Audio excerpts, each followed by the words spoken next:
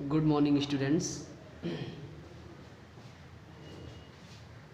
Good morning students. तो आज का जो हमारा टॉपिक है हमारे आसपास के पदार्थ, ठीक है, मैटर इन आवर सराउंडिंग्स, ठीक है। तो इसमें यानी हमारे आसपास के पदार्थ में आज जो हम लोग पहला जो टॉपिक पढ़ेंगे वो हम द्रव्य यानी मैटर। व्हाट इज मैटर यानी द्रव्य क्या है, इसके बारे में जानेंगे, ठीक है। तो चलिए मैं डिफाइन करता हूँ। सबसे पहले द्रव्य क्या है, तीन चीजों को आप जानेंगे इसमें, ठीक है। इसकी जब डेफिनेशन दे दी है तो ये बताएंगे कि वह वह पदार्थ जो क्या करता है, स्थान घेरता है, जिसमें भार होता है और जिसका ज्ञान हमें अपनी ज्ञानेंद्रियों द्वारा होता है, वह द्रव्य कहलाता है, ठीक है। क्या कहा, वह पदार्थ, ठीक है, जो स्थान घेरता है, जिसमें भार होता है और जिसका ज्ञान हमें अपनी ज्ञानेंद्रियों के द्वारा होता है, वह द्रव्य कहलाता है। तीन चीज मैंने कहा, क्या, जो स्थान घेरता है, जिसमें भार होता है तथा जिसका ज्ञान हमें अपने ज्ञानेंद्रियों द्वारा होता है, वह क्या कहलाता है, द्रव्य कहलाता है। जैसे मैं इस मार्कर की बात कर लूँ, ये मार्कर आपको दिखाई दे रहा है, इसकी मैं बात कर लूँ तो इसका एक भार होगा, ठीक है, इसका भार होगा और इसको अगर हम कहीं रख देंगे तो यह स्थान भी घेरेगा और इसका ज्ञान हमें अपनी आंखों के द्वारा, ठीक है, आंखों के द्वारा हो रहा है, तो इसे क्या कहेंगे, हम द्रव्य कहेंगे। यह एक प्रकार का क्या है, द्रव्य है, ठीक है। तो आप समझ गए क्या है द्रव्य, क्या है। तो द्रव्य की जो परिभाषा देंगे, वह पदार्थ जो स्थान घेरता है, जिसमें भार होता है, जिसका ज्ञान हमें अपनी ज्ञानेंद्रियों के द्वारा होता है, वह द्रव्य कहलाता है, ठीक है।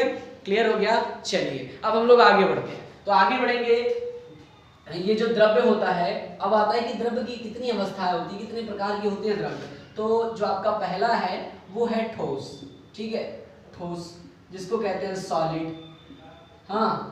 फिर दूसरा जो आपका है वो द्रव जिसको कहते हैं हम लिक्विड। और जो तीसरा आपका है वो है गैस, जिसे हम कहते हैं गैस, ठीक है, आज जिसे क्या कहते हैं, गैस। हाँ, तो आपने देखा कि मैंने बताया द्रव्य की परिभाषा मैंने क्लियर कर दिया। अब हम पढ़ेंगे कि ये द्रव्य के प्रकार। अब तुरंत ये अच्छा याद रखो कि जब ये वीडियोस देखना और जब लिखने की बारी आए तो सबसे पहले आपको द्रव्य हेडिंग बना करके जो मैंने परिभाषा बताया वो परिभाषा आपको लिखना है, फिर जस्ट तुरंत लिखना है कि द्रव्य की प्रकार। तो जब द्रव्य के प्रकार लिखेंगे तो वहां पे लिखेंगे कि द्रव्य तीन प्रकार के होते हैं, पहला ठोस, दूसरा द्रव, तीसरा गैस, ठीक है। मैं तो इस तरीके से आपको समझा रहा हूँ, लेकिन आपको अलग अलग, ठीक है, अलग अलग तरीके से समझाना होगा। चलिए, तो ठोस क्या होता है, अच्छा इसको क्या बोलेंगे, ये बोलेंगे वह पदार्थ जिसका आकार एवं आयतन दोनों निश्चित होता है। आकार एवं आयतन दोनों निश्चित होता है, वह ठोस कहलाता है। इसमें क्या है, इसका आकार मतलब इसका जो बनावट रहेगा वो एकदम निश्चित रहेगा, मतलब किसी ना किसी आकार का होगा। जैसे ये मार्कर देखिए, तो मार्कर क्या बेलनाकार दिखाई दे रहा है, इसकी आकार निश्चित है, तो ये क्या है, ये आपका ठोस है। अच्छा, इसका आयतन का मतलब ये होता है कि आखिर अगर हम इसको देखिए, अगर इसको हम वजन करते हैं तो इसका कुछ ना कुछ तो भार होगा ही ना, ठीक है। क्यों, तो समझ में आया।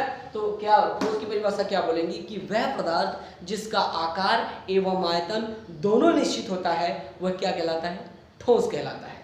जैसे ईंट, ठीक है, आप मेज एग्जाम्पल दे दो, कुर्सी, तो और मतलब जो भी चीजें हैं जिसका आकार एवं आयतन दोनों निश्चित होता है, जो आप सोच करके बोलो तो वो क्या आपका कहलाता है, ठोस कहलाता है, ठीक है। चलिए, तो ठोस की परिभाषा जान लिया क्या, एक बार फिर से रिवीजन करता हूं। वह पदार्थ जिसका आकार एवं आयतन दोनों निश्चित होता है, वह ठोस कहलाता है। जैसे ईंट, पत्थर और मेज, कुर्सी आदि, ठीक है, समझ में आया।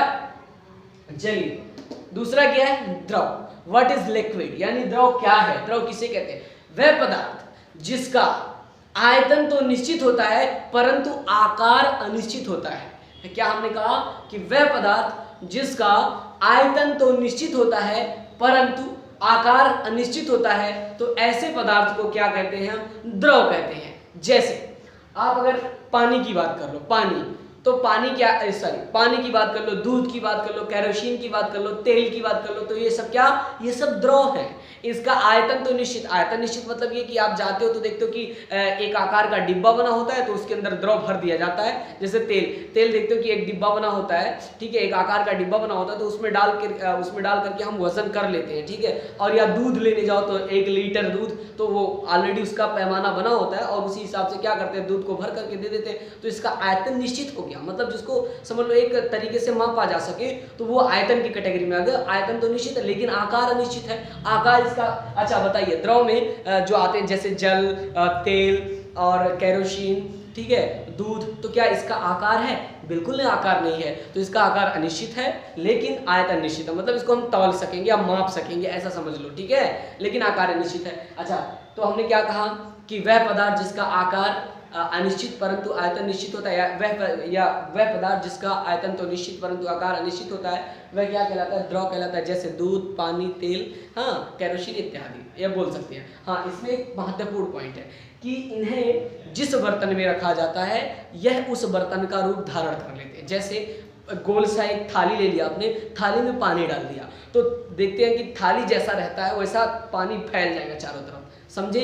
अच्छा, ग्लास ले लीजिए, तो ग्लास में जब पानी भरेंगे तो ग्लास के जैसा पानी भी बन जाएगा। तो मैंने क्या कहा कि इनको जिस वस्तु में रखा जाता है यह उसी वस्तु का रूप धारण कर लेते हैं, समझे ना? क्लियर? सुराही है, सुराही में अगर आप दूध भर दो या पानी भर दो तो सुराही की जैसा ही, जैसे सुराही रहेगा उसी तरीके से बन जाएगा, तो इसमें बोलेंगे, ठीक है? क्लियर हो गया ना? चलिए, ये आपका क्या है? गैस। गैस क्या है?